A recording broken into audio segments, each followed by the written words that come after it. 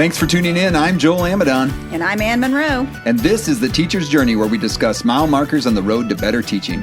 The Teacher's Journey is brought to you by the University of Mississippi School of Education and is an Amidon Planet production. So, Joel, we're here, episode 2 of the Teacher's Journey podcast. Yes. So this is exciting. And so you are our second guest. So we're flipping the tables a bit, right? Right. We're kind of like, this is kind of like that soft opening of a restaurant, like, making sure we don't poison too many people. So if the macaroni and cheese is cold, it's fine. That's right. Because it's just your mother who's eating it? That's right. Yeah, okay, got it. So, we crash and burn where it's just us here. Excellent. Okay, well, we'll get started. And we want to hear a little bit about you and your journey to be a teacher. So Joel, how did you come to be a teacher?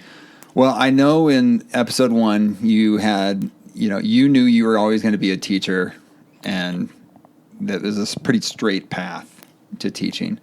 I was my journey, the interstates in Wisconsin are purposely curvy to keep you from not falling asleep. I think that could be an old wives' tale or something like that, but it was something that is. They're curvy roads, and I think that was my path. I had a curvy road into teaching, and I started off wanting to be Bill Gates, wanted to be a computer programmer, and then I went into I was always good at math, so I wanted to do pure math. That was interesting. That lasted for a semester. So I changed many semesters. And just long story short, it took me less time to get a PhD than it did to get my undergrad degree. So when you started your undergrad degree, you were a pure math major. Computer science. Oh, computer science. Okay. Not for that long. And then I went into math, and then there was some other majors in there too. But eventually, I ended up doing, and just kind of like what you said, you had an experience that led you to think this could be what teaching is about, and that was with kindergartners. For me, right. I was a counselor at Boys State. So in Wisconsin, it was called Badger Boys State.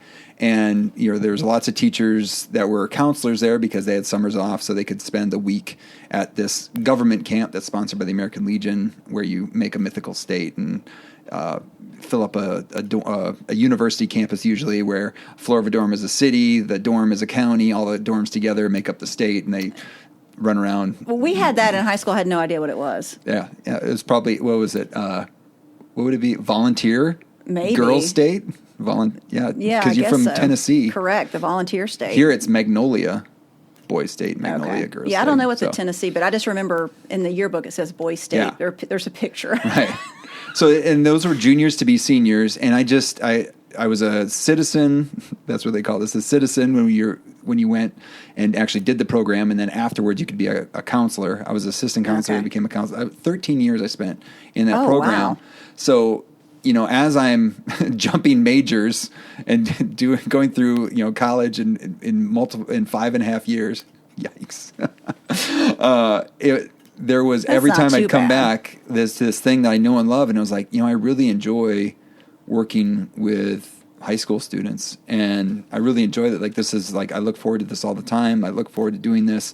I had a chance to do some coaching, and just it all pointed to becoming a teacher, and so went and did that at the University of Wisconsin, and it was this is the place where I get to pour into people and use. And I had an aptitude for mathematics, too. So it was those two things put together led me to becoming a high school math teacher, and then led me to getting a master's, PhD, and now I'm down here at the University of Mississippi teaching teachers. It. Excellent. Well, we're happy to have you, Joel. Oh, thank you. I appreciate it. So since we have a podcast talking about mile markers and those experiences on the road to becoming a better teacher that really have an impact, and make you a better teacher, what artifact would you use to represent your mile marker? If you want to talk about one, we know we have many mile markers. Many mile markers. But what's one that sticks out to you as something that has been fundamental to your development as a teacher? Yeah, and I'm gonna reach back into my days at Wisconsin, and we're in my office, and this is actually something that is in my office. It is an artifact that I can actually point to.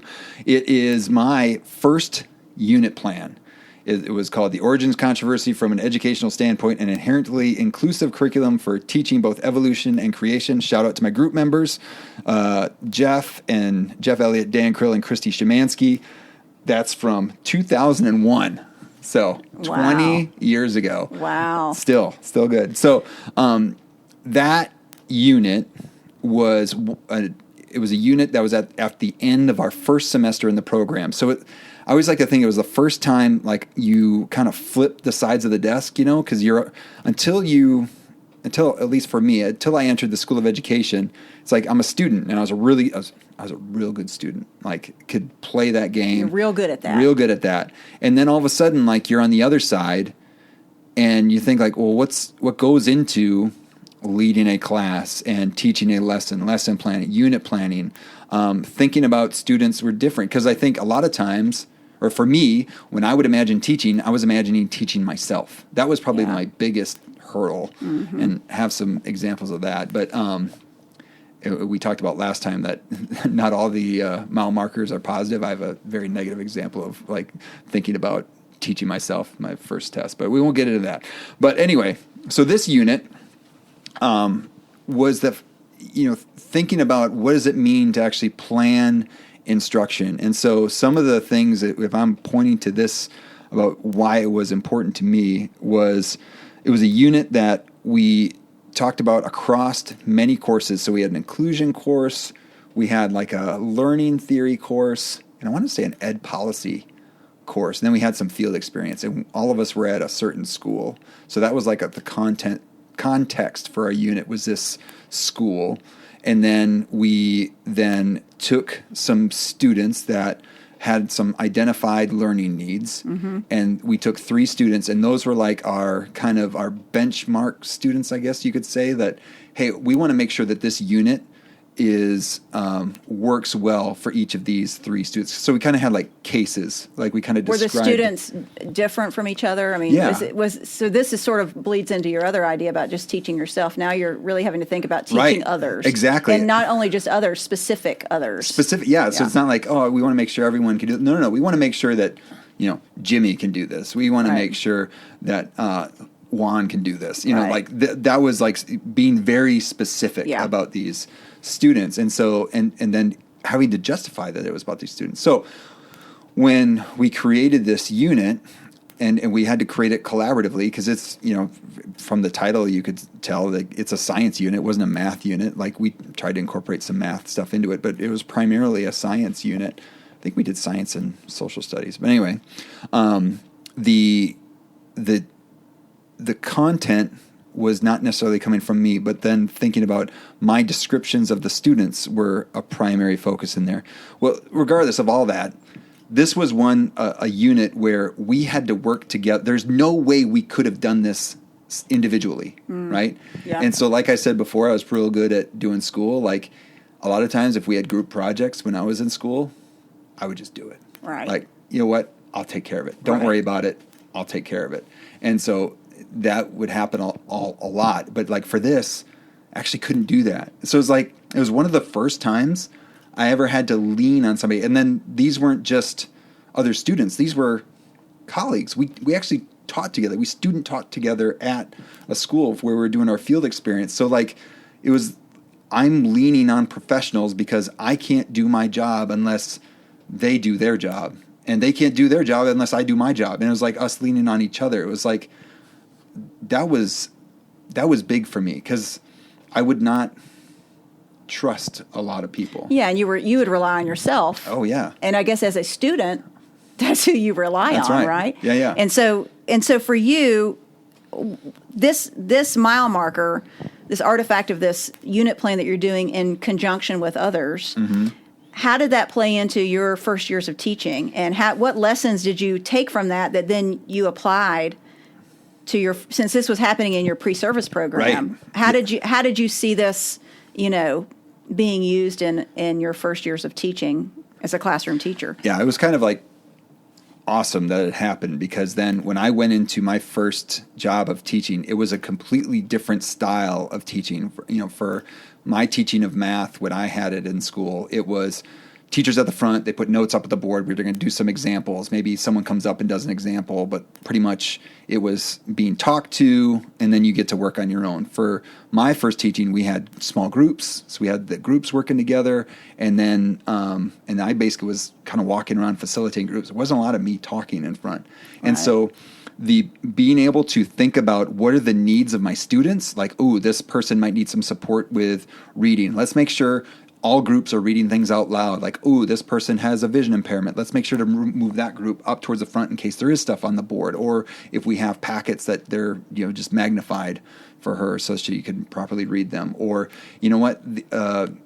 even like thinking about, there's a couple students where both of them want to take the reins in a group. Maybe we separate them. Maybe we put them in different groups just so, one, they can use their gift and they're not butting each other's heads within the same group.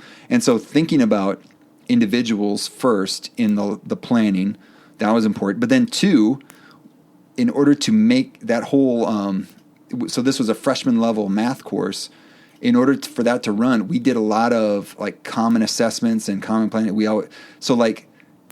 had to lean on each other to get the course done. Like being able to lean on each other and being able to work well together, that collaboration, it started from day one in my first year of teaching, and I don't think I would have been as good if I didn't have this experience. Yeah, I think that's a really important thing for pre-service teachers to hear, because I know with us here in the School of Education at the University of Mississippi, we do a lot of collaborative work, and I know and I was like you as a student. I'm going to get it done. Let me do it. I still have too much of that in me, but a lot of times I know some of our students, and I think particularly the really students who are really strong and independent, they're not super always excited about the collaborative work because it brings in a whole nother element. But what your story points to is how important collaboration is once you become a teacher in a school, and how not only important it is, but it's just the way things work, and it's the best for students, and also how much fun it is. Like when you get out, when you graduate from college and you get your own classroom, and I remember when I did that, I was astounded at the teamwork and the collaboration, not just amongst the other third grade teachers. At my school, we did all sorts of planning together and things like that, but also, working with the speech pathologist, working with the special education teacher, working with the gifted teacher. There was so much collaboration, working with the ladies in the cafeteria. Everything is collaborative because it has to be in a school setting. When you are there to create an environment for children, everyone works together. And it's also, for me, it was such a fun part of teaching because I had such a great environment, such a wonderful school, wonderful colleagues and leaders at the school and staff, and everyone was just magnificent. And so it was to me, it was a joy to then collaborate. Whereas when I was in college, like you, it was always a group work. And so I think that's a good lesson, that why do we as education professors encourage this collaborative work in the college classroom? It's because we know that when our students graduate and get their own classrooms and go out and get jobs in schools, that's the way it is and the way it should be. Yeah. And also, it's fun. It's more fun. It's more fun, and you do a better job. Yeah. And so I just wanted to put that out there because I think for those listening to this podcast that are still in their pre-service journey, and might not be super excited about the group work, there's a reason for it. Right. Absolutely. And and then it expanded beyond there. So then you think I'm surrounded by assets that help me become a better teacher. Like even going back to my first year of my high school teaching days, not only the math department, but then I remember we had an opportunity where we could go choose our own professional development. And I went to the foreign language department where they were talking about how to better teach vocabulary. I'm like, whoa. Math is a foreign language. Exactly, yeah. Right, for a lot of students, especially as they enter new math. Oh, yeah, absolutely. And they were going to the library, because the library at our school was a place where, students that maybe didn't have a lot of friends, they would go and hang out, and, maybe they did a lot of reading and say, so what are they reading? But then also, who is coming in a lot? Maybe we can help facilitate some connections with some friends that have some common enjoyments in the reading subjects that they had. So anyway. Well, so let me ask you this then. If we're talking about how important this is and how essential it is to teaching, how does this tile, this mile marker with this unit plan, this collaborative unit plan, how does that tie to the standards that Absolutely. Are expected of teachers? Right. And so, again, I had to do this as an undergrad. And so thinking about, like, what are the in-task standards? And again, what does in-task stand for again? Interstate New Teacher Assessment and Support Consortium. Fantastic. So the two standards that I would identify, and then the one, and again, this artifact I think ties to two growth things where I'm thinking about students first in planning. So I would think that would tie in with standard 2, learning differences. The teacher uses understanding of individual differences in diverse cultures and communities to ensure inclusive learning environments that enable each learner to meet high standards. That is awesome. And my instructor, Alice Udvari-Solner, she would love that I'm connecting it to that standard. Shout out to Alice. And then also standard 10 talks about leadership and collaboration. The teacher seeks appropriate leadership roles and opportunities to take responsibility for student learning, to collaborate with learners, families, colleagues, other school professionals, and community members to ensure learner growth and to advance the profession.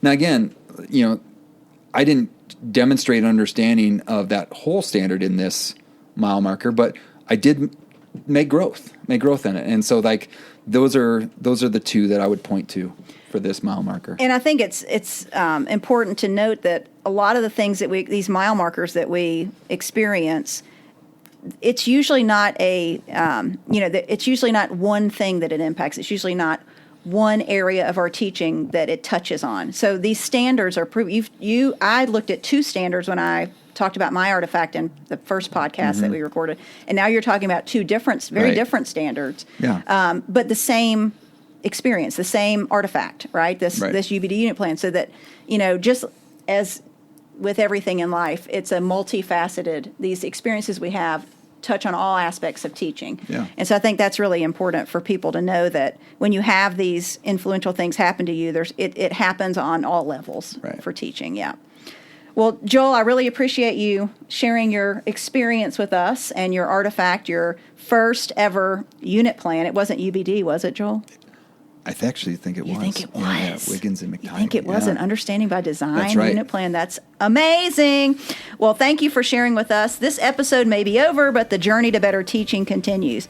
Please subscribe so you are notified when the next episode is ready for you to listen. And if you like what you hear, please rate and review the podcast. And finally, thank you for taking the journey to better teaching. This world is a better place because you have used the gifts you have been given, Joel, to teach others.